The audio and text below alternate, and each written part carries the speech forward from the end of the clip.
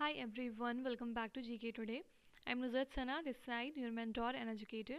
So basically we were doing the solved previous year question series of SSC CGL examination and today it's day 7. I hope your knowledge is improving every day with this series and today let's add on some more knowledge to our heads, okay? So now without wasting any further time, let's get started.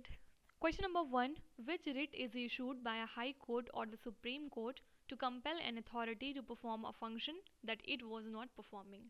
Writ of certiorari, habeas corpus, mandamus या फिर quo warranto? The correct answer is mandamus. देखिए आपको पता होंगे 5 तरह के Ritz जारी हो सकते हैं. सबसे पहले सर्टियोरेरी जैसे कि यहाँ पे लिखा हुआ है, then there is habeas corpus, mandamus and quo warranto, और एक जो यहाँ पे नहीं लिखा है वो है प्रोहिबिशन. ओके, बेसिकली रिट्स क्या होते हैं? देखिए जब भी आपका कोई भी फंडामेंटल राइट का हनन होगा, जो कि लिखा हुआ है आर्टिकल नंबर 32 में, तो वहाँ पे हाई कोर्ट और सुप्रीम कोर्ट के पास पावर्स होती हैं कि वो रिट इशू कर सकते हैं. ओके, तो यहाँ पे पांचों रिट के बारे में एक बार ब्रीफली जान लेते हैं. सबसे पहले सर्टियोरेरी की बात करें तो ये एक तरह का ऑर्डर होता है जिसके थ्रू जो आपका हायर कोर्ट होता है वो लोअर कोर्ट के किसी भी ऑर्डर को रिव्यू कर सकता है. Alright, reviewed, this is called as certiorari. Then there is habeas corpus. Habeas corpus का मतलब होता है जो भी प्रिजनर है आप उसको कोर्ट के सामने पेश करिए. ठीक है, कोर्ट के सामने लेके जाइए ये चेक करने के लिए कि जो आपने उसको डिटेन किया है क्या वो लॉफुल है. ओके, तो इसमें लॉ वायलेट ना हो इस वजह से हेबियस कॉर्पस लाया गया. तो that was habeas corpus. Then there is mandamus. Mandamus का मतलब होता है जो यहाँ पे लिखा हुआ है, यानी कि हाई कोर्ट या फिर सुप्रीम कोर्ट इसको इशू करता है to compel an authority to perform a function that it was not performing. यानी जो काम नहीं कर रहे हैं, परफॉर्म नहीं कर रहे हैं, लेकिन उनको परफॉर्म करना चाहिए तो कोर्ट्स उनको कंपेल करते हैं. तो this is known as mandamus. ठीक है, एंड व्हाट इज को वारंटो? को वारंटो का एक्चुअली मतलब होता है बाय व्हाट अथॉरिटी, यानी आपके पास क्या अधिकार है अगर आप ये काम कर रहे हैं तो. ठीक है, तो दैट इज को वारंटो. And one more, there is prohibition. Prohibition का मतलब होता है कि जब कोई हायर कोर्ट होता है वो जो भी लोअर कोर्ट है उनका जो ऑर्डर है या फिर उन किसी केस में उनका कुछ कहना है तो उस चीज़ को ये स्टॉप कर सकते हैं या फिर प्रोहिबिट कर सकते हैं. कौन कर सकते हैं? हाई कोर्ट लोअर कोर्ट के ऑर्डर को. ठीक है, और वो इनसे कहते हैं कि अब आप इसके आगे प्रोसीड नहीं कर सकते हैं क्योंकि ये आपका जुरिस्डिक्शन एरिया नहीं है. ऑलराइट, तो ये हो गई ब्रीफली. अगर आप इसके बारे में थोड़ा और जानना चाहते हैं तो आप थोड़ा सा गूगल भी कर सकते हैं. Then question number 2. In case of a disagreement between the two houses of parliament over a non-money bill, तो उसके बाद क्या होगा? तो सबसे पहले आपको यहाँ पे ये देखना था कि मनी बिल है या फिर नॉन मनी बिल है. नॉन मनी बिल है तो फिर क्या होना चाहिए? The bill will lapse. क्या बिल खत्म हो जाएगा? ऐसा तो नहीं होता है. या फिर president may sign it into a law. No, president may call a joint sitting. आपने जॉइंट सिटिंग के बारे में पढ़ा होगा, राइट? तो this is the correct answer.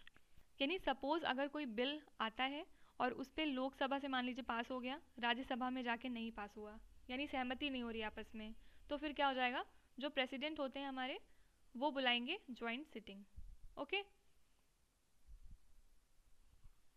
लेकिन आप याद रखिएगा दो केसेस में जॉइंट सिटिंग कभी भी नहीं होती है. सबसे पहली बात तो मनी बिल के केस में, अगर आपका बिल मनी बिल है, मनी से रिलेटेड उसमें कोई बात हो रही है, तो वहाँ पे जॉइंट सिटिंग का कोई कॉन्सेप्ट नहीं है.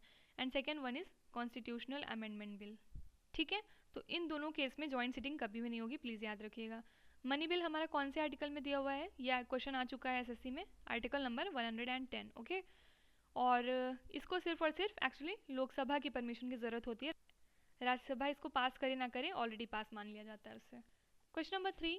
Commercial nitric acid is coloured because it contains. जो नाइट्रिक एसिड होता है उसमें एक कलर होता है, किस वजह से होता है वो? Oxygen, nitrous oxide, nitrogen dioxide या फिर coloured impurities. The correct answer is nitrogen oxide. देखिए ये सारी चीज़ें अगर आपका केमिस्ट्री में बिल्कुल इंटरेस्ट नहीं है तो आप बस क्वेश्चन याद करके, आंसर याद करके आगे बढ़ सकते हैं. अदरवाइज थोड़ा सा अगर आपका इंटरेस्ट है तो इसका फॉर्मूले की बात करें अगर हम, फॉर्मूला इज HNO3. इसके अलावा एक एसिड बहुत ज़्यादा पूछते हैं, दैट इज़ एसिटिक एसिड. और ये क्या होता है? जो हम सिरका खाते हैं घर में, विनेगर, उसी को हम बोलते हैं एसिटिक एसिड. इसके फॉर्मूले की बात करें तो ये CH3COOH होता है, कार्बोक्सिलिक एसिड ग्रुप होता है. देन सेकेंड एक और एसिड की बात करें तो सल्फ्यूरिक एसिड. ठीक है, सल्फ्यूरिक एसिड का फॉर्मूला क्या होता है? H2SO4। देन एक और एसिड होता है हाइड्रोक्लोरिक एसिड,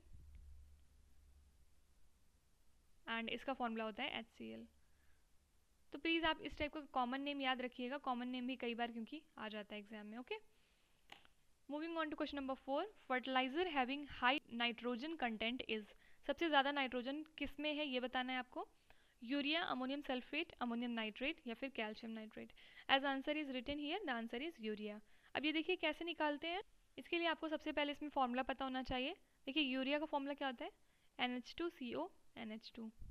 अमोनियम सल्फेट का क्या होता है, NH4 twice whole twice SO4। Okay, then ammonium nitrate क्या होता है, NH4NO3। एंड कैल्शियम नाइट्रेट होता है CaNO3 होल ट्वाइस। यस, यही होता है। तो देखिए इसमें एक्चुअली क्या होता है, इसको अगर हम लोग थोड़ा और सही से लिखें तो ये हो जाएगा N2H4CO, राइट। अब इसमें सबसे पहले नाइट्रोजन का देखिए मॉलिक्यूलर वेट क्या होता है, 14 होता है इसका एटॉमिक वेट। तो यहाँ पे N2 है यानी कि ये 28 हो जाएगा, 2 नाइट्रोजन है क्योंकि, राइट। और उसके बाद आप इस मॉलिक्यूल का पूरे का, इस कंपाउंड का मॉलिक्यूलर वेट निकालिए, ठीक है। और उसके बाद 28 अपॉन इस जो भी यहाँ पे आएगा ये डिनोमिनेटर में रख के इंटू 100 करिए, देखिए वैल्यू क्या आती है। ओके, इसी तरह से सेम आपको इसमें करना है, इसमें करना है और इसमें करना है। तो जिसमें सबसे ज़्यादा नाइट्रोजन की वैल्यू आएगी, सबसे ज़्यादा परसेंटेज, वही इसका आंसर हो जाएगा। ओके, तो यहाँ पे एक्चुअली कैलकुलेट करने के बाद आपके पास ये आंसर आएगा ऑप्शन में, ठीक है। तो आप थोड़ा सा ये घर पे प्रैक्टिस कर सकते हैं। Then question number 5, quantity of fresh air required for a man is. यानी एक हेल्दी मैन को कितनी फ्रेश एयर की ज़रूरत पड़ती है। तो इसका करेक्ट आंसर है 1000 cubic feet of air for every 20 seconds. यानी हर 20 सेकेंड में हमें 1000 क्यूबिक फीट एयर की ज़रूरत पड़ती है अगर आप हेल्दी हैं तो फिर। ओके, तो ये प्योरली फैक्चुअल क्वेश्चन है, आप इसको याद रख सकते हैं। Then question number 6, a compact disc CD is a data storage system of the type magnetic, optical, electrical या फिर इलेक्ट्रोमैकेनिकल। तो आपको पता होगा जो CD होती है उसमें मैग्नेटिक डेटा स्टोर होते हैं मैग्नेटिक फॉर्म में। और इसमें एक बहुत इंपॉर्टेंट क्वेश्चन अराइज होता है कि CD को इन्वेंट किसने किया था, इसके इन्वेंटर कौन है, जेम्स रसेल, राइट। अब एक बार फिर से आप मुझे बता दीजिए पेनिसिलिन के इन्वेंटर कौन है, ठीक है। देखिए जब ये सीरीज एंड हो रही होगी उस टाइम पे हम लोग हर क्वेश्चन इतनी बार रिवाइज कर चुके होंगे कि ये सब आपकी टिप पे होगा। ओके, और अभी भी देखिए मैं बहुत सारे क्वेश्चन पूछती हूँ तो I am thankful to all of you कि आप लोग कमेंट सेक्शन में इसके आंसर देते हैं। मैं जब भी पढ़ती हूँ मुझे बहुत अच्छा लगता है कि आप लोग अच्छे से पार्टिसिपेट कर रहे हैं, एंड मेरे ख्याल से ये एक अच्छा साइन है आपके सेलेक्ट होने का। Okay, then question number 7, surface tension in a liquid is due to. Liquid में जो सरफेस टेंशन होता है वो किसकी वजह से होता है, adhesive force, cohesive force, gravitational force या फिर इलेक्ट्रिकल फोर्स। तो सरफेस टेंशन एक्चुअली क्या होता है, सरफेस टेंशन एक प्रॉपर्टी होती है लिक्विड्स की by which they try to reduce their surface area. Okay, तो the correct answer is cohesive force. देखिए इसमें एक चीज़ आप ऐसे याद रख सकते हैं कि जो कोहेसिव फोर्स होता है ये सेम टाइप के पार्टिकल्स में वर्क करता है। ओके, सेम पार्टिकल्स के बीच में। एंड इसका अपोजिट जो अडेसिव फोर्स होता है ये डिफरेंट पार्टिकल्स के साथ वर्क करता है। तो मैंने इसको ऐसे याद किया था, सपोज जैसे ये एडेसिव लिखा हुआ है, right, A is for adhesive and D is for different. Adhesive different के लिए यूज़ होता है और इसका अपोजिट यानी कोहेसिव सेम के लिए हो जाएगा, ठीक है। तो आप ऐसे करके थोड़ा सा याद रख सकते हैं। सरफेस टेंशन में क्या होता है, जैसे आपने बारिश की बूंदें देखी होंगी वो स्फेरिकल फॉर्म में हो जाती हैं, यानी वो पास पास आके छोटा सा एकदम एरिया अपना बना लेते हैं। तो वो क्या हो रहा है, इसका मतलब सिमिलर पार्टिकल्स हैं उनके बीच में अट्रैक्शन बढ़ रहा है, राइट। तो सिमिलर पार्टिकल्स के बीच में जब अट्रैक्शन होगा तो वहाँ पे कोहेसिव फोर्स हो जाएगा, इसलिए cohesive force is the right answer. Question number 8, a circular plate, a cube and a sphere, 3 तरह के सामान है, all made of same material and having the same mass are heated to 300 degree Celsius and left in a room. Which of them will have the slowest rate of cooling? तो ये तो आपको तुरंत बता देना चाहिए क्योंकि अभी हमने पीछे सरफेस टेंशन एंड स्फीयर की बात की थी। देखिए स्फीयर में क्या होता है, स्फीयर में अट्रैक्शन बहुत ज़्यादा होता है, कोहेसिव फोर्स की वजह से एरिया उसका बहुत कम हो जाएगा, राइट। तो according to Newton's law of cooling अगर आपने कभी पढ़ा हो तो उसके हिसाब से जिसका एरिया सबसे कम रहेगा वो सबसे देर में ठंडा होगा। ओके, इस वजह से यहाँ पे sphere is the correct answer. Question number 9, where does the oxygen that keeps us alive come from. ये तो बचपन से हम पढ़ते चले आ रहे हैं कि पेड़ अगर हमें कार्बन डाइऑक्साइड नहीं देंगे तो हम ऑब्वियसली ज़िंदा नहीं रह पाएंगे, राइट।